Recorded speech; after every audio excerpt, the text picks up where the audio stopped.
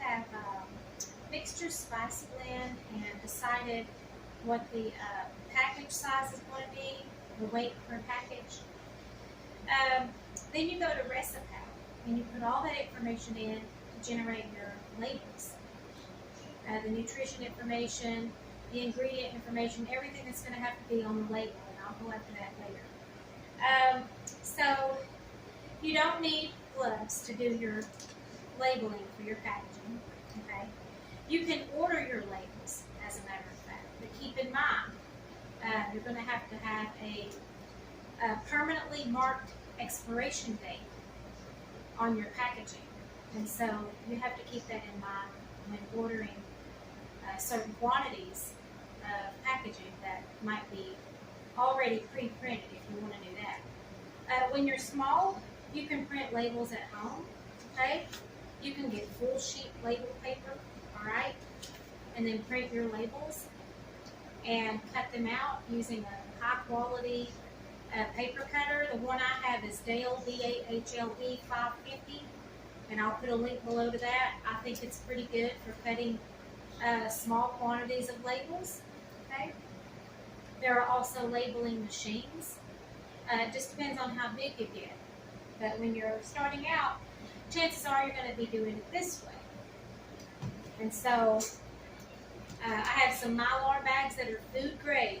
You've got to make sure that whatever you're using is food grade, and you have to have proof on file that what you purchased for packaging is food grade. So keep your receipts, keep anything that pertains to the packaging that says it's food grade, okay, and just keep that in your folder. Because let's say, you start out small and then you get big, and you want to stay with your same packaging. Well, you're going to get inspected by the state, and they're going to ask for that, okay?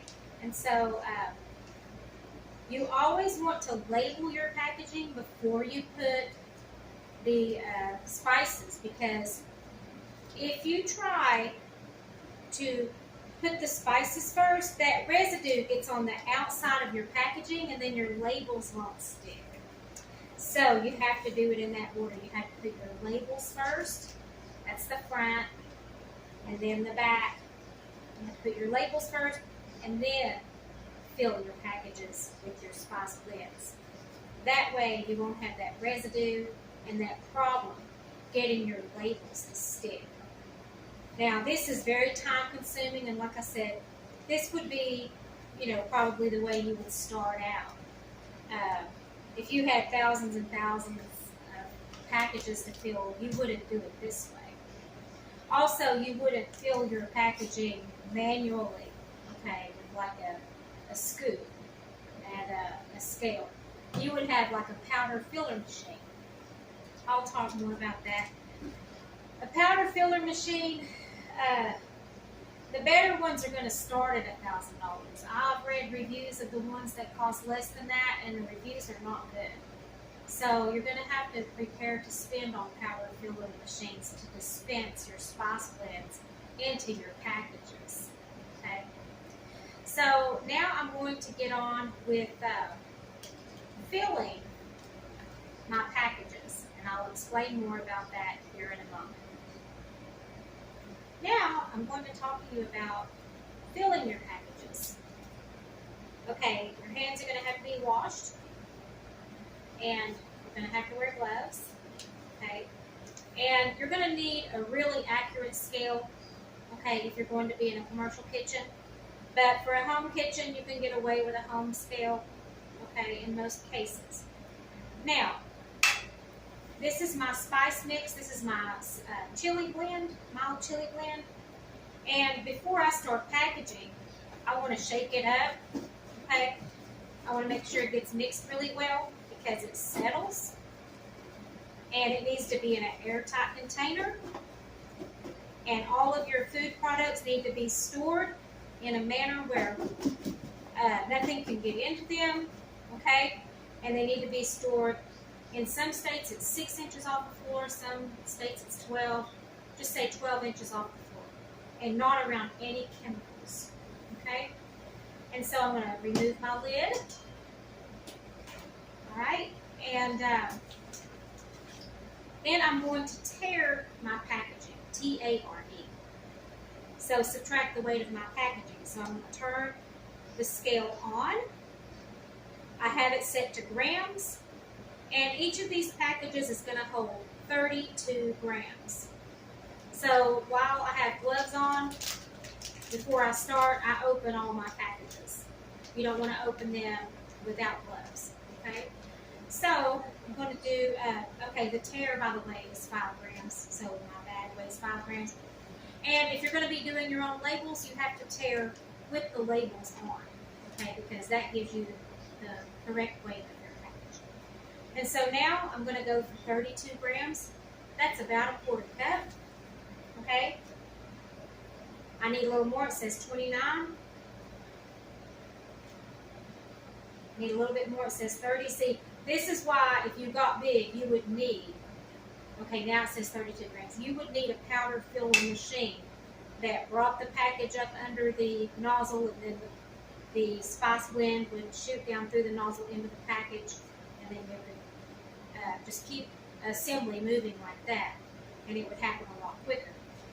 Now, it does have to be precise if you're going to be in a commercial kitchen producing this for restaurant kitchens or the public to put in stores or Amazon or whatever.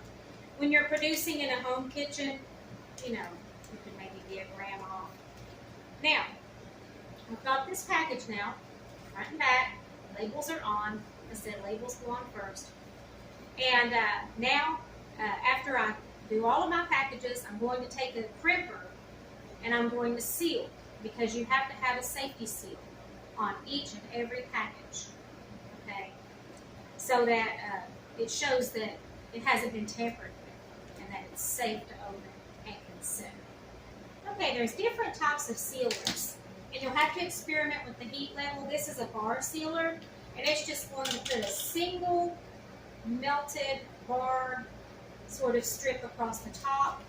So you would take it and you would put it under the bar and you would press down, okay, and then lift it up, and then you would have a single strip going across the top that's melted, that has sealed the package shut.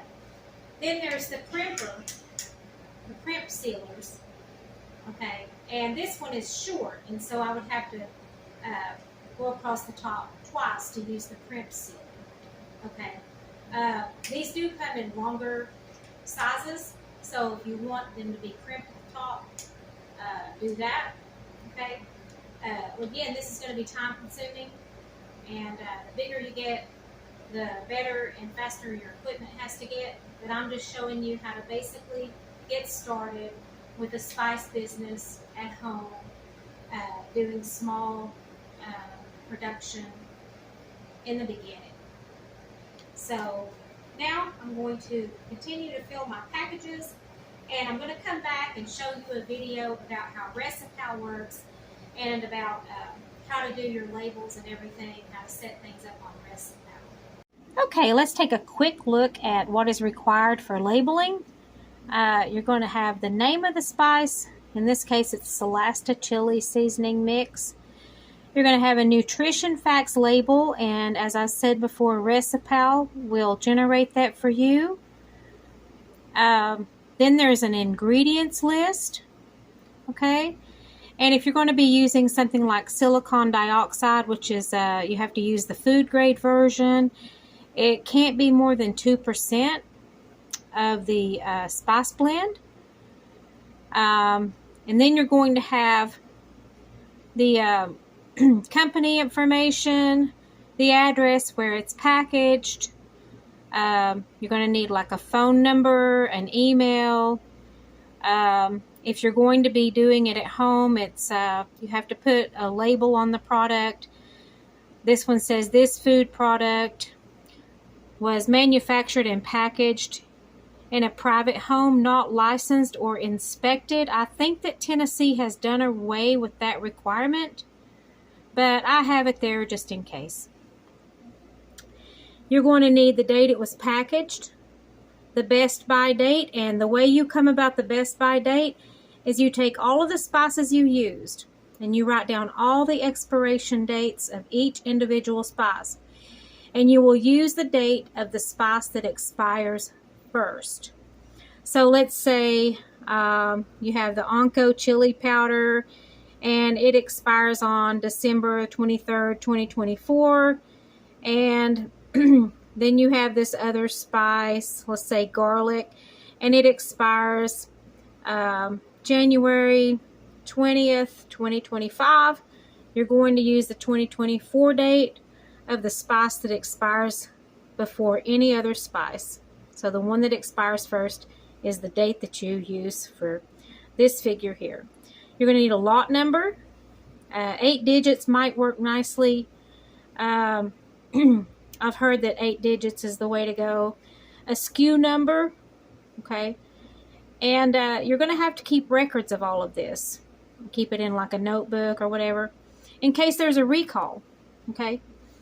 Matter of fact, you have to have something called a recall plan before you will be allowed to work in a commercial kitchen, along with a HACCP plan and some other things. I'll put links below to that information.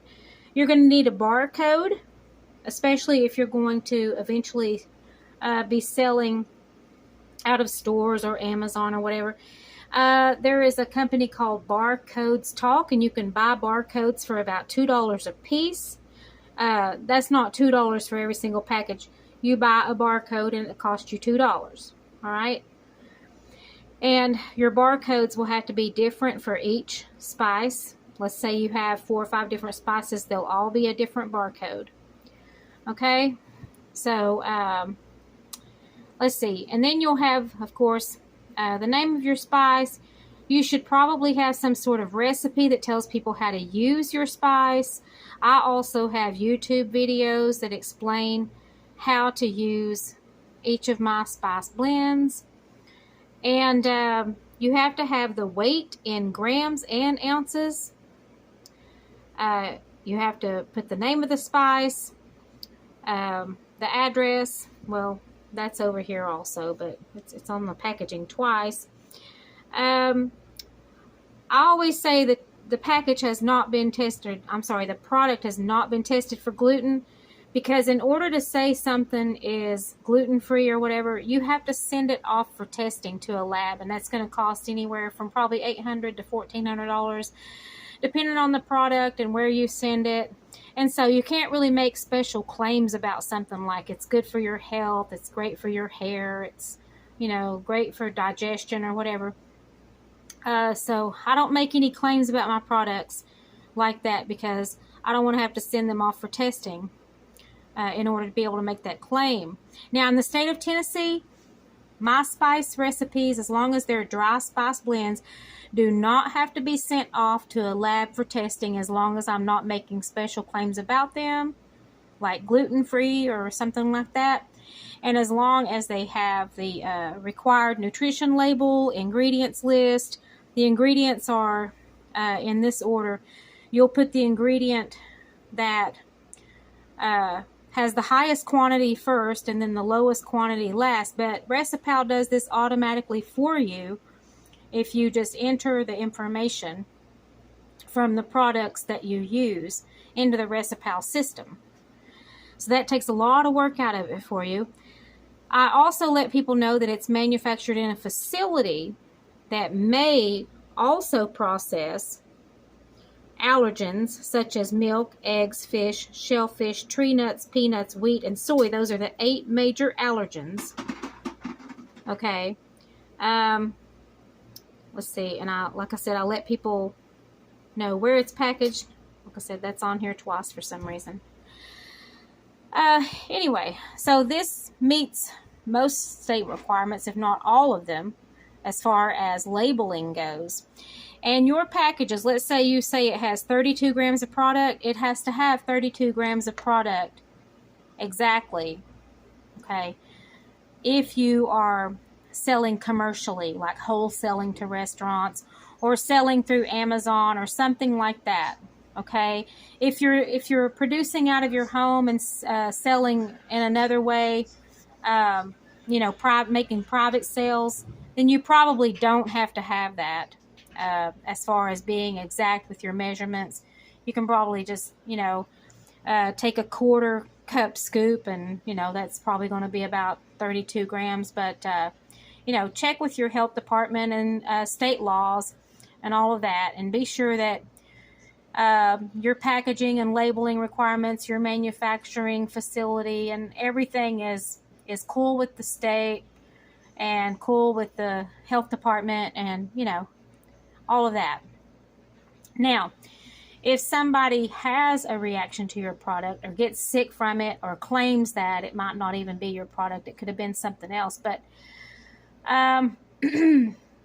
that's why you want to keep records, really good records of your manufacturing of your products, okay? Recording your things like lot numbers, which you're going to have to generate your own lot number and SKU number and all that, and the date that you packaged it on, and the best by date and all that, the brand names, all of that. You want to keep really good detailed records of what you produce in case there is a recall. This is my paper cutter, and I can put about 5 sheets in it at a time. Okay, this might be something you want to start out with. This is about $180 some odd dollars. Okay, and this is the doll, $5.50. Okay, this is a self-sharpening blade. That's why I bought it. And also so I could put about 5 sheets of label paper at a time to make my cuts. Okay, but like I said, after you get going really good and everything, you can order your labels and have them made, most likely.